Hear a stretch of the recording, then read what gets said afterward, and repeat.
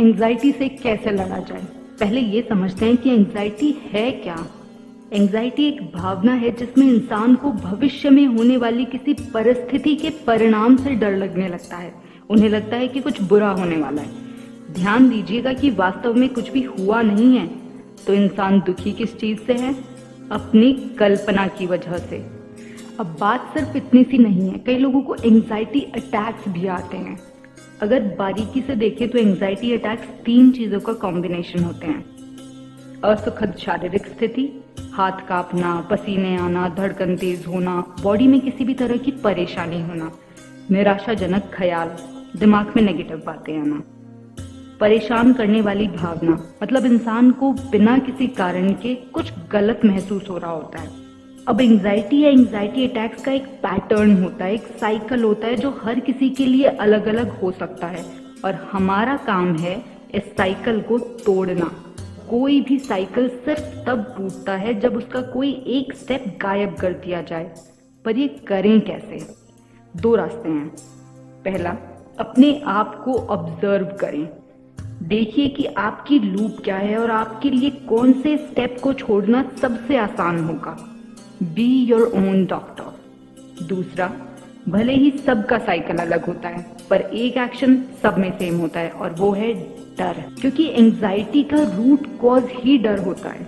आगे बढ़ने से पहले एक चीज क्लियर कर लीजिए, एंजाइटी के केस में मेडिकल सॉल्यूशन काम नहीं आएगा, क्योंकि एंजाइटी एक नॉन मेडिकल प्रॉब्लम है और नॉन मेडिकल प्रॉब्लम में मेडिकल सॉल्यूशन कभी काम नहीं आता। एंजाइटी क्या है? एक इमोशन। एंजाइटी क्यों होती है? डर की वजह से। अब आप बताइए, डर से बचने के लिए क्या आप कोई दवाई ले सकते हैं? हाँ, वैसे टेम्पररी बेसिस पे ले सकते हैं, पर उन्हें दवाई नहीं ड्रग्स कहते हैं। और ड्रग्स क्यों नहीं लेने चाहिए, ये डिस्कशन वाली चीज है ही नहीं। अब सवाल ये उठता है कि इसे ठीक कैसे करें, डर का क्या इलाज हो सकता है? तो कुछ ना कुछ ऐसा जरूर होगा जिससे आपको पहले डर लगता था पर अब नहीं लगता। ध्यान से सोचिए कि आपका डर कैसे खत्म हुआ। डर खत्म होने के 2 तरीके होते हैं, फेस इट और फॉरगेट इट। अब भूलने का ये है कि कोई भी चीज जानबूझ के जबरदस्ती नहीं भुलाई जा सकती। जिस चीज को जितना भूलने की कोशिश करेंगे वो उतना ज्यादा याद आएगी। हमारा दिमाग ऐसे ही काम करता है। तो हमारे पास बचा सिर्फ एक रास्ता, फेस इट। श्रीमद् भगवत गीता 2 अध्याय श्लोक 40 में कहा गया है, चेतना की स्थिति में काम करने से कोई भी नुकसानदायक परिणाम नहीं होते और इस दिशा में की गई थोड़ी सी कोशिश भी डर जैसे खतरे से बचाती है। चेतना को अगर आसान भाषा में बताने की कोशिश करूं तो चेतना का मतलब होता है समझदारी या पूरे होश हवास में होना, इंग्लिश में कॉन्शियसनेस। अब श्लोक ये कहता है कि अगर हम अपनी चेतना जगाने की कोशिश करते हैं, अगर हम हर टाइम कॉन्शियस रहने की सिर्फ कोशिश भी करते हैं, तो भी हम डर से जीत सकते हैं। ठीक है जी, लेकिन जिस समय इंसान के हाथ कांप रहे होते हैं उस समय उसे ये शब्द नहीं याद आते। उस समय लगता है कि कहीं भाग के छुप जाओ, और यही हमारी सबसे बड़ी गलती होती है। अब ध्यान से सुनिए कि उस समय हमें एग्जैक्टली क्या करना है, स्टेप बाय स्टेप। ये तरीका 100% काम करता है तो इसे सुन के छोड़ मत दीजिएगा। अगर आप सच में ट्रीटमेंट चाहते हो तो इसे ट्राई जरूर करना। सबसे पहले अपनी एंजाइटी से भागो मत और ना ही इसे इग्नोर करो, क्योंकि जब भी आप किसी भी भावना को दबाते रहते हो तो वो एक टाइम के बाद 10 गुना बढ़ के बाहर आती है। अगली बार जब भी आपको एंजाइटी जैसा लगे, अपनी इमोशंस को सुनिए, समझने की कोशिश कीजिए कि वो क्या कह रहे हैं। फॉर एग्जाम्पल, मान लीजिए कि अननोन नंबर से फोन आता है और मुझे एंजाइटी होने लगती है। अब अगर मैं ध्यान दूं तो मेरे इमोशंस क्या कह रहे होंगे? किसका फोन होगा? कहीं बॉस तो नहीं है? मैंने कुछ गड़बड़ तो नहीं कर दी? कहीं कोई स्कैमर तो नहीं है? क्या पता सीबीआई वाले तो कॉल नहीं कर रहे? कुछ भी सोच सकता है दिमाग, है ना? मुझे क्या करना है? मुझे हाँ बोलना है। हाँ, बॉस भी हो सकती है, हाँ स्कैमर भी हो सकता है, और अगर मैं बहुत ही लकी हूँ तो हाँ सीबीआई वाले भी हो सकते हैं। ज्यादा नहीं सोचना। फिलहाल के लिए हमें बस इन इमोशंस को अटेंशन देनी है। आपको यकीन नहीं होगा, पर जब आप अपने इमोशंस को ध्यान से सुनते हो, पूरी अटेंशन देते हो, तो वो आप पर हावी होना बंद कर देते हैं, जैसे कोई जादू हो गया हो।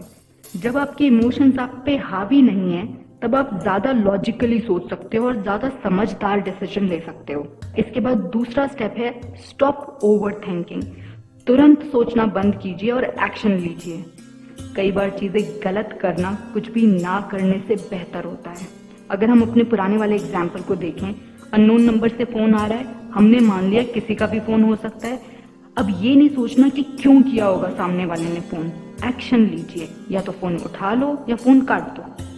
श्रीमद् भगवद गीता अध्याय 6 श्लोक 5 और 6 में कहा गया है, अपने दिमाग की शक्ति के माध्यम से अपने आप को ऊपर उठाएं, न कि खुद को नीचे गिराएं, क्योंकि दिमाग स्वयं का मित्र भी हो सकता है और शत्रु भी। जिन्होंने दिमाग को जीत लिया है वो उनका मित्र है, और जो इसे काबू नहीं कर पाए हैं उनके लिए दिमाग एक दुश्मन की तरह काम करता है। तो दिमाग हमें कंट्रोल करे इससे पहले हमें इसे काबू करना है।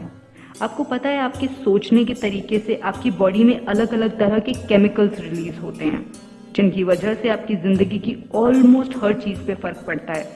बड़े से बड़ा फैसला लेना हो या छोटी सी चॉकलेट डाइजेस्ट करनी हो, सब कुछ इन केमिकल्स की वजह से होता है। तो जब दिमाग अच्छा सोच रहा है सही है, जैसे ही गलत ट्रैक पे आए या जरूरत से ज्यादा दौड़ने लगे, तुरंत सोचना बंद कीजिए और एक्शन लीजिए। तीसरी चीज, फिजिकलिटी मैटर्स। जब भी हम एंग्शियस होते हैं या हमें एंजाइटी अटैक आता है तो हमारी बॉडी में क्या होता है? सांसें छोटी, पलकें झुक जाती हैं, बैकबोन टेढ़ी, असंतुलित शारीरिक वजन, मतलब आपकी पूरी बॉडी का वेट एक तरफ ज्यादा होता है। हमें क्या करना है? अपनी फिजिकल पोजीशन को सही करना है। अब अगर आपको कोई फिजिकल डिसेबिलिटी नहीं है तो ये आसान है, हम सब कर सकते हैं।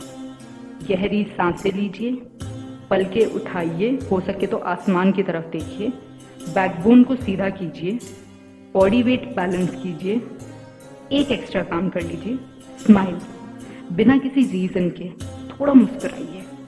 अब एक शॉर्टकट टिप, अगर आपको लगे कि सिचुएशन कंट्रोल नहीं हो पा रही है, आइस क्यूब, बर्फ लीजिए, अपने दोनों हथेलियों पर रखिए और मुट्ठी बंद कर लीजिए। होगा क्या इससे? ठंडे ठंडे आइस क्यूब्स आपके दिमाग को मजबूर कर देंगे कि वो पैनिक सिचुएशन को छोड़ के ठंडक पे फोकस करें। आपको बस ये 3 चीजें करनी है अगर आपको एंजाइटी जैसा फील हो तो। यहाँ एक बात का ध्यान दीजिएगा कि महज 1 या 2 बारी में माइंड कंट्रोल में नहीं आएगा, कम से कम महीना 2 महीना तो प्रैक्टिस करना। अगर आप मेडिकल डॉक्टर के पास जाते हो एंजाइटी के लिए तो वो आपको उम्र भर के लिए कुछ ड्रग्स पकड़ा देते हैं। हम सिर्फ कुछ महीने मांग रहे हैं। भगवद गीता के अध्याय 6 श्लोक 35 में कहा गया है, निस्संदेह मन चंचल है और इसे काबू कर पाना कठिन है, लेकिन इसे अभ्यास और अनासक्ति द्वारा नियंत्रित किया जा सकता है। तो मूल मंत्र है प्रैक्टिस।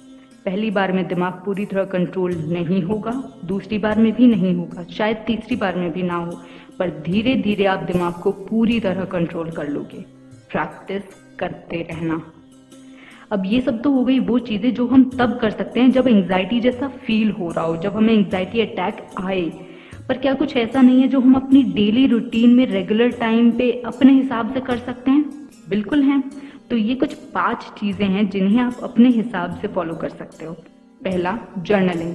आपके अंदर जो भी बातें चल रही हैं वो कहीं लिख लीजिए। इससे होता क्या है, आपके ब्लॉक्ड इमोशंस, जो भावनाएं आपने दबा रखी होती हैं, वो बाहर आ जाती हैं और आपको खुद को एनालाइज करने का भी एक मौका मिलता है। दूसरा, raw food and water intake. अपनी डाइट में कच्चे खाने की चीजें और पानी की मात्रा बढ़ाइए। आपको लग रहा होगा कुछ नहीं होता इन बातों से, ये तो हर कोई बोलता है। आप एक दफा करके तो देखिए, आपको खुद को अपनी बॉडी में बदलाव नजर आएगा। तीसरा, एक्सरसाइज। अगर भगवान की दया से आपके हाथ पैर आपके हिसाब से, आपकी मर्जी से हिल सकते हैं तो प्लीज इन्हें यूज कीजिए, एक्सरसाइज किया कीजिए। बेशक कम कीजिए, पर हो सके तो रोज थोड़ी बहुत एक्सरसाइज किया कीजिए। चौथा, मेडिटेशन।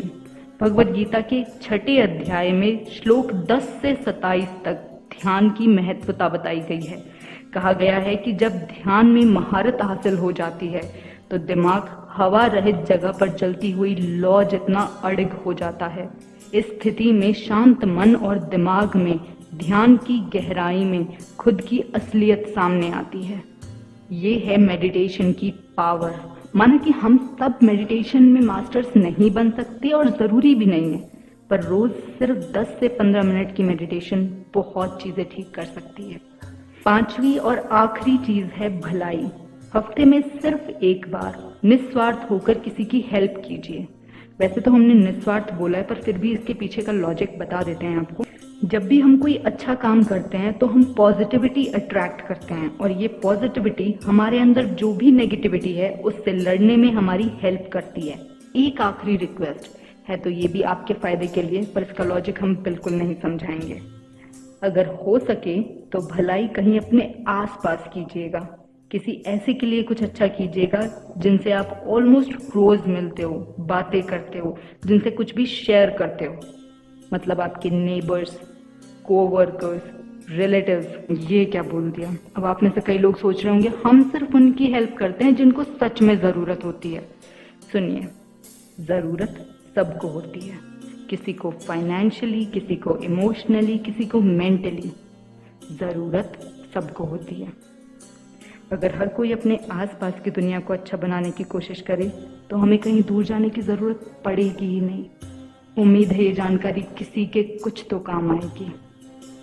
अच्छा देखिए, अच्छा बोलिए, अच्छा सुनिए, अच्छा ही होगा। राधे राधे।